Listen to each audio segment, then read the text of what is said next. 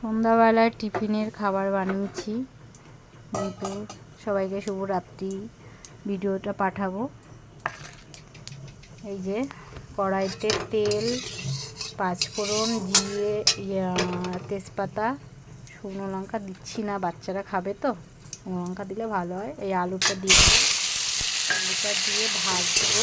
ভেজে একটু আদা দিয়ে দেবো,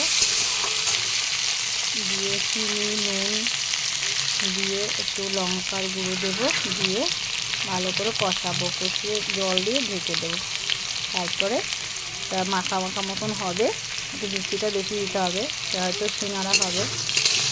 আর সিঙ্গারার ময়দাটা মেখেছি, ময়দাটায় বেশি করে তেল দিতে হবে। তেল দিয়ে একদম মাখা মাখা করতে হবে, যেরকম জল দিলে মাখা হয় এরকম মাখা করে তবেই সিঙ্গারাটা ভালো খাস্তা হবে। এই দেখুন একদম গায়ে খাস্তা খাস্তা। এরপরে এটাকে মাখা হয়ে গেছে, সামান্য জল দিয়ে মেখেছি, তেল বেশি দিয়েছি যেহেতু, তাই জন্য খাস্তা হওয়ার জন্য। চিটা কেটে দিয়েছি, এবার বেলবো। একটু ময়দার গুঁড়ো দেবো, দিয়ে বেলবো।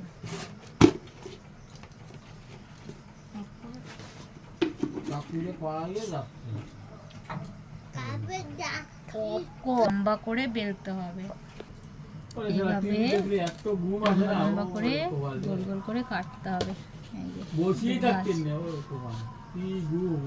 কাটা হয়ে গেছে। এবার এর মধ্যে ধনের গুঁড়ো, জিরের গুঁড়ো ভাজা দিচ্ছি, ভাজা গুঁড়োটা, গুঁড়ো মশলাটা, একটু গরম মশলার গুঁড়ো দিয়ে দিচ্ছি। এবার আমি এই যে ইয়েটা নিয়ে নিলাম, এবার একটু জল এইভাবে লাগিয়ে নিতে হবে, নিয়ে এটাকে এই যে ত্রিভুজ করতে হবে।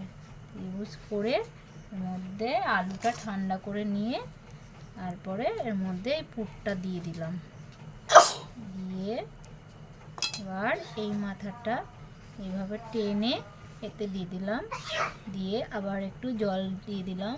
দেওয়ার পরে এই দেখুন আমার সিঙ্গারা রেডি। কেমন হলো বন্ধুরা দেখো, এই যে সিঙ্গারা দেখো সবকটা বানানো হয়ে গেছে। সিঙ্গারা তেলে ভাজবো। কড়াইটা ভালো করে গরম করে তেলটা দিয়ে দিলাম, হালকা হালকা তেলটা গরম হয়েছে, এই তেলে দিয়ে দেব, তাহলে বেশি মুচমুচে খাস্তা হবে।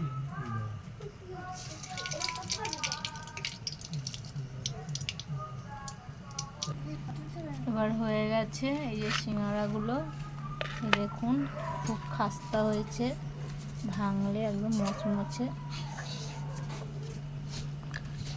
রাত্রি বন্ধুরা।